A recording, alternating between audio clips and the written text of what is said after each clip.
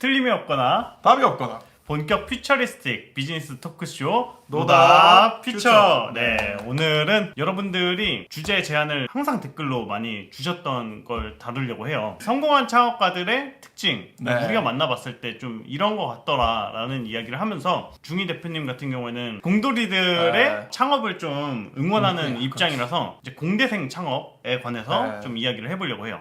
얼굴이 웃겨. 먼저 오늘 그 창업가들에 대한 얘기를 하기 전에 방금 전에 이제 속보가 떴습니다. 아, 슬퍼요. 그 소위 말하는 타다 금지법이라고 우리가 부르는 법이 법사위를 통과했죠. 네, 그쵸. 네, 내일 이게 본회의 통과하면 우린 타다를 못합니다. 네, 맞아요. 타다를 못하게 됐다.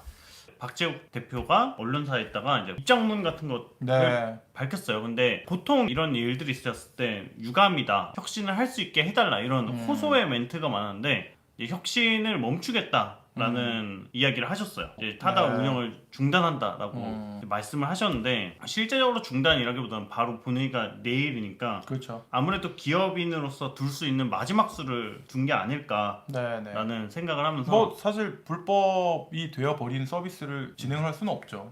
그런 요 분위기입니다. 임봉님이 말씀하신 게 맞아요. 타다 베이직을 못하는 거지 다른 서비스는 운영 유지하는 것 아닌가요? 맞습니다.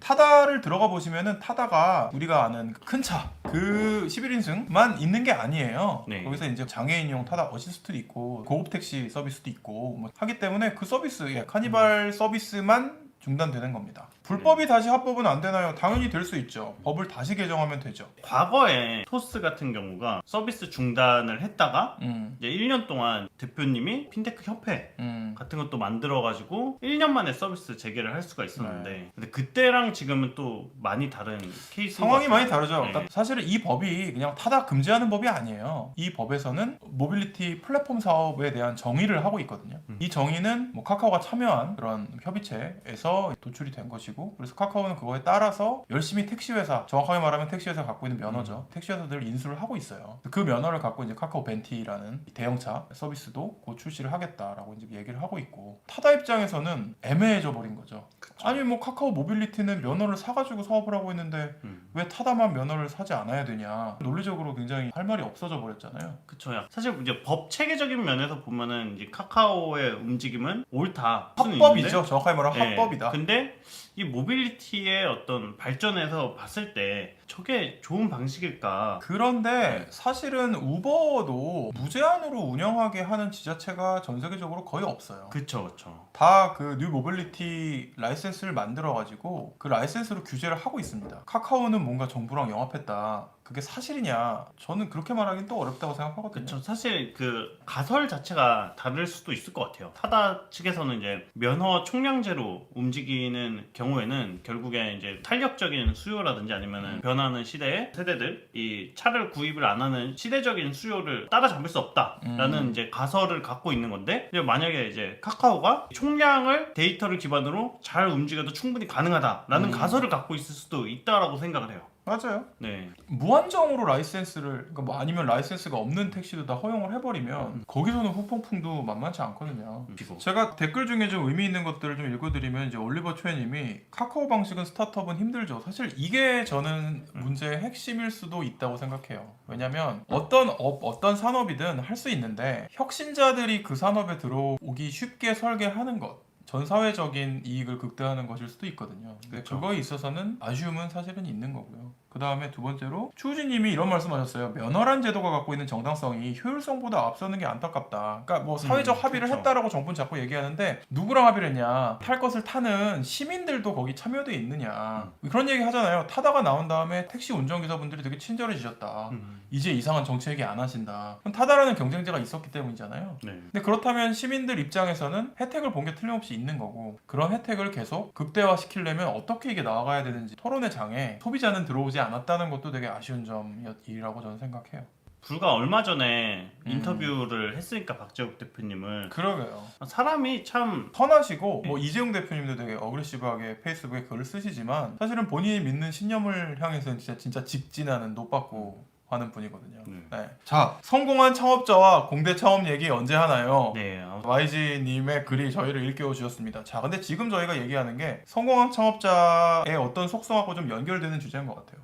그쵸. 이중 대표님 여러분 어떤 분인지 아시잖아요. 다음을 창업한 그쵸. 사람이란 말이에요. 성공적으로 엑시도 하셨고 소카 자체도 굉장히 성공적으로 하고 있는데 또 타다라는 서비스를 만드셨고 네. 그럼 이분을 이렇게 계속 연쇄 창업의 길로 몰고 가는 힘은 무엇일까? 그게 오늘 우리가 얘기해야 될 주제가 아닌가 하고 저는 생각합니다. 실패한 창업가냐 성공한 창업가냐라는 질문은 굉장히 애매한 질문인데 이거는 창업가의 실패와 성공을 정의를 해야 되잖아요. 근데 저는 일단 창업한 창업가 중에 실패한 창업가는 저는 없다고 생각해요. 창업을 해내셨으면 이미 성공한 거라고 저는 생각합니다. 근데 사실 이 창업이라는 게 해보시면은 하루하루가 매 순간이 성공과 실패라서 그게 뭐 폐업을 했냐 빚을 졌냐가 그렇지.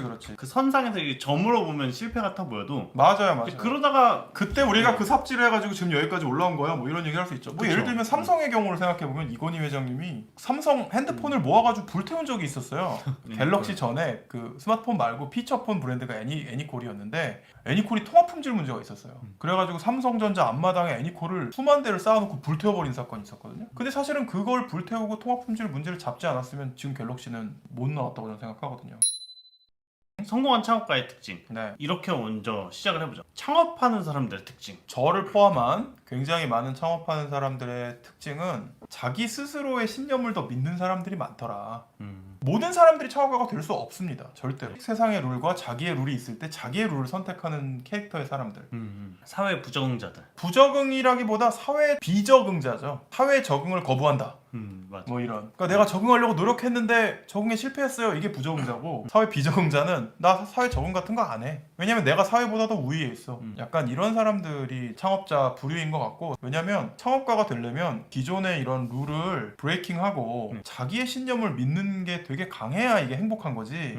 나는 사회에 순응하는 게 행복한데 자꾸 그런 선택을 해야 되는 건 너무 부담스럽고 힘들거든요. 자기가 어떤 캐릭터의 사람인지를 이해하고 창업을 준비하는 게 되게 중요한 것 같아요. 그 비적응자 처음 들어보는데 되게 좋은 표현인 것 같은데 네, 제가 또 언어의 마술사 아니겠습니까? 적응을 안 할 바에야 나 중심으로 바꾸겠어 아니면 세상을 바꾸겠어. 그렇지. 세상을 바꾸겠어인 거죠. 그러니까 세상을 내 맘에 들게 바꾸겠어. 이런 캐릭터가 창업가 중에 굉장히 많다. 그러니까 우리는 이런 생각하잖아요. 돈 많이 벌어야지. 혹은 뭐 내 맘에 드는 일터를 만들어야지. 뭐 이런 욕망으로 사람들이 창업할 거라고 대부분 착각하시지만 그렇지 않아요. 제가 보기에는 제일 중요한 욕망은 내가 이 현재 상태를 바꿔내겠어라는 욕망이 굉장히 중요한 동인인 것 같아요. 제가 이 채팅창을 보고 있는데 두 가지 질문이 계속 많이 올라오는 것 같아요. 첫 번째는 창업할 때 어떻게 사람 모아요? 이게 되게 반복적으로 올라오는 질문이고 또 하나는 본업이 있는데 어떻게 이 본업을 정리하고 사업을 시작할 수 있느냐. 이 두 개가 되게 반복적으로 올라와서 요거에 대해서 좀 답변을 드리면 좋을 것 같아요. 자, 여기 이런 얘기 나와요. 주변에 10명 이상을 모아가지고 10명을 하려면 뭐 봉급을 줘야 되는데 초창기에 사람이 제일 중요한데 주변인 10명 이상 자기 회사 데려올 자신 없으면 본인이 창업해도 되는지 맞는지 진지하게 돌아보셔야 됩니다.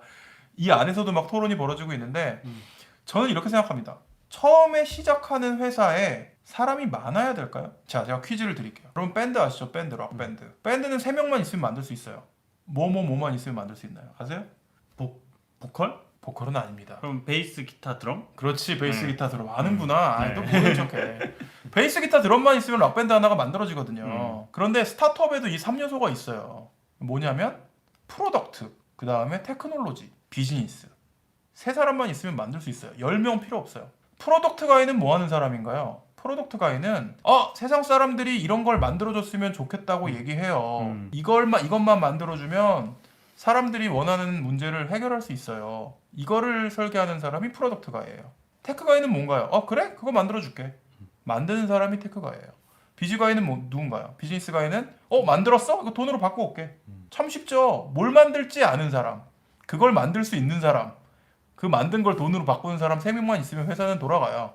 여기 좋은 말 하셨네. 미국에서 이걸 허슬러, 힙스터, 해커라고 하거든요. 3H. 이 세 사람만 있으면 되니까 참 쉬워요. 자, 그러면 어떻게 내가 창업을 준비하면 되나요? 내가 이 셋 중에 뭔지를 정의하는 게 중요해요.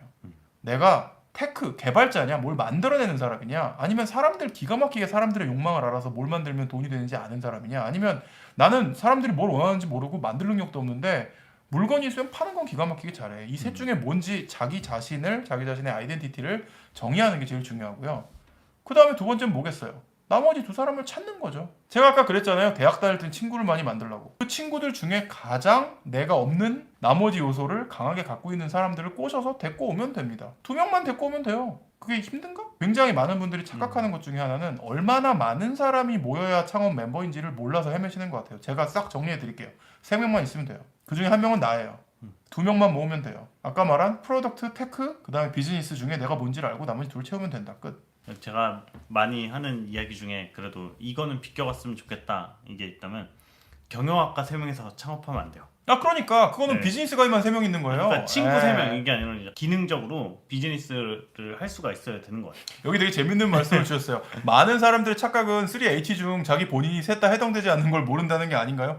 저는 맞는 말일 수 있는데 의지로 노력하면 셋 중에 하나는 누구나 될 수 있다고 저는 믿어요. 열심히 공부하면 되지 않을까? 그게 네. 힘들면 산타토익 대표님처럼 아니 그러니까 산타토익 대표님은 호구시기도 했는데 정확하게 이걸 알고 계셨던 거예요. 그렇죠. 산타토익 대표님은 자기가 프로덕트 가이라는 걸 너무 잘 알고 계셔서 테크 가이랑 비즈니스 가이를 찾으신 거예요. 스티브 잡스는 프로덕트인가? 스티브 잡스는 일종의 난놈인데 제가 보기엔 프로덕트 가이입니다. 네. 이거 뭐 푸른 맛동산님 재미난 질문인 것 같아요. 적자를 흑자로 바꾸는 방법은 뭐냐? 네, 그러니까 스타트업들이 매출은 오르는데 적자 투성인 기업들이 많잖아요. 네, 쿠팡. 네. 근데 이게 기업은 기본적으로 이윤 창출을 해야 기업이라고 할 수 있는데. 그럼요. 영업이익이 최고죠. 네. 근데 이게 말이 되는 거냐? 이런 질문을 하셨는데 투자자로서 네. 계속 매출이 크고 있는데 이제 적자가 많이 발생을 해요. 네. 이제 그런 방식으로 이렇게 운영하는 이제 포트폴리오사가 있다라고 네. 한다면 이제 어떤 이야기를 해요? 이런 게 있습니다. 여러분들이 간과하시면 안 되는 게 규모의 경제라는 게 있어요. 내가 물건을 띄워오는데 10개 대리로 띄워오는 거랑 1000개 대리로 띄워오는 거랑 10만 개 대리로 띄워오는 거는 단가 차이가 굉장히 큽니다. 그렇죠. 그 규모의 경제를 만들어서 내가 영업이익을 충분히 만들어내기 전까지 적자는 계산된 적자일 수 있어요. 그래서 이 적자가 무식한 적자냐 아니면 계획된 적자냐가 굉장히 중요하고요. 계획된 적자는 정말 계획이 되어 있어서 엑셀에 정리할 수 있는 수준이에요. 일종의 공식이 있는 거죠. 그래서 우리가 지향점, 우리가 원하는 게 유저가 1000만 명이고 1000만 명이 정기 구독을 하는데 만약 이런 규모의 경제가 만들어지면 우리는 안정적으로 영업이익을 얻을 수 있는데 그 에베레스트 산 꼭대기를 가기 위한 베이스캠프 1이 적자, 2가 적자, 3가 적자라고 해도 그건 괜찮은 거예요. 왜냐면 그렇게 해서 올라가서 에베레스트까지 올라가면 이 모든 적자를 싹 해소할 수 있을 정도의 영업이익이 나온단 말이에요. 그러니까 이 에베레스트 산 꼭대기가 잘 디자인되어 있고 그게 논리적으로 확신이 있으면 적자는 당연히 감소할 수 있는 거예요. 근데 그게 없는데 그냥 무식하게 적자 감소하면서 야 그래도 우린 유저가 많으니까 언젠가는 영업이익을 만들 수 있을 거예요. 이게 문제인 거지. 네. 이런 고도의 계산된 적자는 당연히 감소해야 된다. 대표적인 예가 아마존이죠. 네, 아마존. 근데 사실은요, 아마존은 우리가 상상하는 것보다 빨리 흑자 달성을 했고요. 그게 AWS뿐만이 아니라 커머스만으로도 흑자 달성을 했어요. 네. 아마존은 역사가 생각보다 오래됐어요. 아, 이제 그럼요. 적자를 고인물. 오래 보다가 네. 제프 베조스 그 책 보면은 투자자들이 하도 뭐라고 하니까 음, 한 1%대 이익으로 계속 오래 유지를 하고 네. 어쨌든 규모를 달성하는 게 중요하다. 본인이 세 개 모두에 해당된다고 생각하는 사람입니다. 아직 창업해서 이룬 것은 없고요. 제 대가리를 보온병으로 때려야 할까요? 때리세요, 아주 세게. 그 세 개를 다 잘하는 사람은 없고요. 이런 말씀을 드릴게요. 아까 제가 기타 드럼 베이스라고 했잖아요. 예를 들면 원맨 밴드가 있어요. 기타 드럼 베이스를 셋 다 하는 사람이 있다고요. 자, 무대에 올라와서 한 번에 기타 드럼 베이스를 연주할 수 있습니까? 못해요. 맞아, 셋 다 맞아. 잘한다고 스스로 믿어도 그 중에 하나를 특출나게 더 잘하는 사람이 되고 나머지 두 개를 다른 두 분한테 양보하지 못하면 절대로 무대 위에 올라가서 연주할 수가 없어요. 그런 거 있어요. 이제 저도 들으면서 생각을 해봤는데 일단 뭐 콘텐츠 제작하고 이제 돈 벌어오고 그리고 사람들이 그러니까 원하는 걸 알고 태형님이 원맨 밴드였잖아. 네, 그쵸, 그쵸. 네. 그 저도 채널 오픈하고 이제 초창기 때 제가 셋 다 잘하는 줄 알았거든요. 근데 지금도 그렇게 믿는 거 아니야? 당연히 안 그러죠. 아 그래? 정신 그러니까, 차렸구나.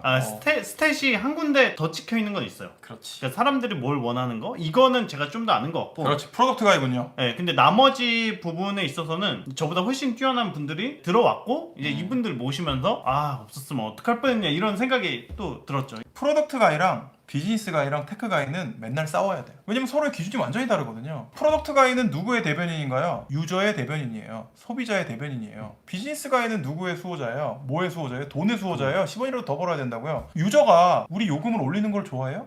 당연히 싫어하겠지. 그러니까 프로덕트 가이는 야 너무 비싸. 이거 싸게 해야지 더 많이 팔려. 이 얘기를 하는 게 프로덕트 가이고 비즈니스 가이는 야 안 돼. 10원이라도 더 받아야 돼 하는 사람이 비즈니스 가이예요.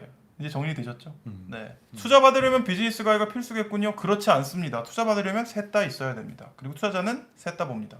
둘이 얘기하다가 다들 걱정이 테크가 많아. 네. 들고 튀면 어떡해요? 테크 혼자서 아무것도 못 한다니까. 네. 맞아. 회사마다 누가 CEO냐에 따라 특징이 있을 것 같아요. 그렇죠. 프로덕트 가이가 CEO인 회사. 맞습니다. 그리고 뭐 이제 제품. 네, 이제 테크 가이가 CEO인 테크가, 회사 네. 다 다르죠. 네. 네네. 대표적으로 이런 회사가 있다까지 나올 수 있으면 좋고. 저는 대부분의 기업은 CEO의 확장판이 기업이다. 그러니까 소카는 이재용 대표님의 확장판이라고 생각하거든요. 본인의 신념을 달성하기 위해서 본인의 신념에 맞는 사람들을 모은 거니까요. 근데 그렇게 생각하면 결론은 쉬운 것 같아요. 프로덕트 가이가 CEO인 회사는요, 항상 고객 중심으로 사고하고 생각합니다. 대표적인 회사가 뭐가 있죠? 우리가 알고 있는 프로덕트 가이가 CEO인 회사, 배민. 김봉진 대표님은 제가 본 거의 탑 레벨에 드는 프로덕트 가이거든요. 그런데 김봉진 대표님이 프로덕트 가이기 때문에 배민의 의사결정은 항상 유저가 중심이었어요. 그 유저는 사실은 양면 비즈니스이기 때문에 음식을 시켜 먹는 우리도 포함되지만 이 자영업자분들도 포함됐는데 항상 그 두 사이드에서의 뭔가 좀 크리티컬한 요구들이 있으면 거의 다 들어주시는 식으로 사업을 진행하셨거든요. 되게 좋은 프로덕트 가이가 리더인 예고요. 테크 가이가 리더인 굉장히 성공한 회사는 올라웍스. 저는 올라웍스에서의 제 역할은 프로덕트 가이였기 때문에 아. 네. 올라웍스가 아니라 수아랩. 수아랩. 네. 수아랩 대표님은 엔지니어시고 본인의 엔지니어로서의 그 AI 결과물을 상업화하시기 위해서 수아랩을 만드셨죠. 그래서 수아랩은 기술의 우월성, 전 세계에서 이 테크놀로지가 제일 짱 먹는다. 네, 이거에 목숨을 건 회사죠. 또 그걸로 크게 성공하셨죠. 2,300억 엑싯. 비즈니스 가이가 CEO인 스타트업 어디가 있을까? 저는 제 동년배 창업자 중에 작심 독서실 아세요? 작심 독서실. 네, 강남구 대표 그런 예죠. 네, 강남구 대표님. 친구인데 음. 딱 비즈니스가 아닌 거 맞아요. 독서실이라는 아이템이 중요한 게 아니라 이걸로 어떻게 비즈니스를 엮어내고 돈을 버느냐가 훨씬 더 중요하잖아요. 네. 그리고 그래야 하는 사업이고요. 팀원, 그렇네요. 팀원. 팀원. 신현성 대표님은 제가 보기에도 비즈니스 가입니다. 네, 이분은 프로덕트 가이 아니고 당연히 테크 가이 아니고. 야놀자도 저는 비슷하다고 생각해요. 야, 역시. 우리 시청자들은 너무 똑똑한 것 같아. 리처드 브랜슨은 프로덕트 가이인가요? 비즈니스 가이인가요? 비즈니스 가이인 것 같아요. 그러니까 비즈니스 가이의 특징이 있어요. 사업을 벌립니다. 계열사를 막 만들어. 버진 애틀란틱도 만들고 버진 갤럭틱도 만들고 막 그러잖아요. 이런 분들은 제가 보기엔 비즈니스 가이. 이거 맞는 얘기인 것 같아. 네. 또 내가 또 태용님은 뭐예요? 전 프로덕트가인 것 같아요. 프로덕트 가이. 창작자 성격이 있으면 프로덕트 가이냐? 이건 오해하시면 안 돼요. 네. 창작자 성격이 있으면 프로덕트 가이가 아니에요. 네, 아티스트의 영역이 또 네. 있습니다. 프로덕트 가이는요, 아티스트가 아니라 아티스트는 내가 하고 싶은 걸 하는 사람이잖아요. 프로덕트 가이는 사람들이 원하는 걸 찾는 사람이에요. 굳이 따지면 뭐 예술과 디자인의 차이 뭐 이런 거랑 비슷한 것 같아요. 비슷한 거죠. 네. 많은 사람이 예쁘다고 생각하는 걸 만드는 게 비즈니스를 하는 사람이고 내가 예쁘다고 생각하는 걸 하는 사람은 아티스트인 거죠. 태용님은 목표가 뭐예요? 저는 개인적인 목표와 회사의 목표 되게 다른데 저는 제 삶을 통해서 자유라는 가치를 되게 좋아해요. 그러니까 개인의 자유도 있는데 사람들이 훨씬 더 자유로울 수 있다. 자유롭게 사고하고 너 삶을 이제 선택해서 주도적으로 살 수 있다라는 거를 이제 컨텐츠를 통해서는 나중에 뭐 제품을 만들든 서비스를 만들든 약간 좀 그런 메시지를 조금이라도 이제 녹여내는 삶을 살고 싶다 이런 게 있어요. 여러분 아시는지 모르겠지만 태용님이 지금 기획사를 만들고 계신데 1호 연습생이 저예요. 여러분 저희 회사 사장님이 이런 마인드를 갖고 계세요. 그 팀원은 7명이고 네. 자꾸 이 스티브 잡스 얘기를 하시는데 스티브 잡스가 좋은 예죠. 아까 저기 정답 말씀하셨는데 스티브 잡스는 이 새 유형으로 분류할 수 없는 진짜 아티스트인 것 같아요. 내가 만들고 싶은 거 만드는 사람. 근데도 그게 사람들을 매혹시켜가지고 성공을 했잖아요. 스티브 잡스는 예술가 같으면서도 그 프로덕트 가이의 면모를 예술가의 경지까지 갖고 있는 사람인 것 같아요. 맞아요. 그러니까 사람들이 근본적으로 뭘 원하는지 알아. 그렇지. 사실 스티브 잡스가 이런 얘기했어요. 야, 설문조사 그따위 하지 마. FGI 이런 거 하지 마. 유저들은 자기가 뭘 원하는지 몰라. 그냥 내가 찍는 거 그거 주면 좋아해. 그러니까 인간이 표면적으로 원하는 그게 아니라 정말 딥다운돼서 그걸 원하는 거를 만렙이지 만렙. 그러니까 네. 다른 사람의 심리나 욕망을 되게 잘 뽑아내는 사람이었던 거죠. 네네네. 좋은 질문이 있는데 고졸은 창업 멤버 어떻게 구하죠? 라는 질문이 있어요. 고졸 창업자들 되게 많죠. 제가 옛날에 퓨처플레이 만들기 전에 개인 투자를 좀 했었는데 그때 투자한 회사 중에 저한테 가장 큰 리턴을 가져다 준 회사는 레진 엔터테인먼트였거든요. 레진 코믹스. 네. 아. 레진님 그 한희성 대표님의 그 필명이잖아요. 네. 블로그 이름이잖아요. 그 레진님이 고졸이세요. 근데 저는 이분을 보면서 제가 되게 많이 배웠어요. 그러니까 어떻게 보면 저는 되게 반대되는 사람이잖아요. 되게 가방끈이 긴 사람이잖아요. 근데 저도 그런 고민이 있었거든요. 이분이 되게 출중하신 분이고 오덕의 왕이라고 생각하는데 네. 이걸 갖고 어떻게 사업가로서 성장하실까? 를 옆에서 이제 지켜보고 이제 도와드렸는데 고졸이건 뭐 대졸이건 박사학위가 있건 간에 이 사람의 신념이 있고 이 사람이 아웃스탠딩하게 잘하는 게 있으면 사람이 모이더라. 비슷한 질문이 두 개 올라왔는데 호랑이 새끼를 안 키우는 방법이 없냐? 아니, 그리고 근데 저는- 스타트업에서 나가면 그 조직에 조직에 대한 대한 배신을 했다. 그런 느낌 없냐? 자, 호랑이 새끼를 안 키울 생각을 하는 리더는 저는 되게 B급 리더라고 생각해요. 호랑이가 나오면 S급 리더는 감사하지 않아요? 내가 호랑이 새끼를 키웠다는 거에 굉장히 감사하면서 사람들한테 야 너희는 내 호랑이 새끼야 다 나가. 나는 우리 회사 출신 CEO가 10,000명 나왔으면 좋겠어. 그리고 니네가 나가도 너희보다 더 훌륭한 애들 들어올 거고 걔들도 또 호랑이 새끼로 지내서 나갈 거야. 이런 CEO가 S급이죠. 예, 그래서 저는 저희 회사 면접 볼 때 항상 그 얘기 하거든요. 5년 뒤에 뭐 하고 싶으세요? 그러면은 사실은 제가 투자회사에 오는 거는 미래에 창업을 하고 싶어서 하고 이런 답을 되게 많이 하세요. 그럼 제가 이렇게 물어보거든요. 5년 뒤에 그 스타트업 창업자가 되는 게 5년 동안 퓨처플레이에서 일하는 게 도움이 되나요? 어떻게 본인의 욕망을 위해서 퓨처플레이를 이용하실 건가요? 활용하실 건가요? 이렇게 물어보거든요. 회사는요 여러분의 도구입니다. 여러분들이 행복한 삶, 원하는 삶을 살기 위한 도구예요. 그리고 여러분들이 회사를 도구적으로 활용한다는 거에 대해서 자랑스러워하는 리더랑 같이 일하셔야 돼요. 그런 회사에서 일을 하셔야 됩니다. 호랑이 새끼를 안 키운다고요? 그러면 그건 제가 보기에 CEO 자격이 없는 말이에요. 키워봤던 호랑이 중에 기억나는 호랑이. 기억나는 호랑이는 지금 라운지랩의 대표님이신 황성재 박사님. 이분은 제가 카이스트에서 겸직 교수할 때 심지어 제 제자였거든요.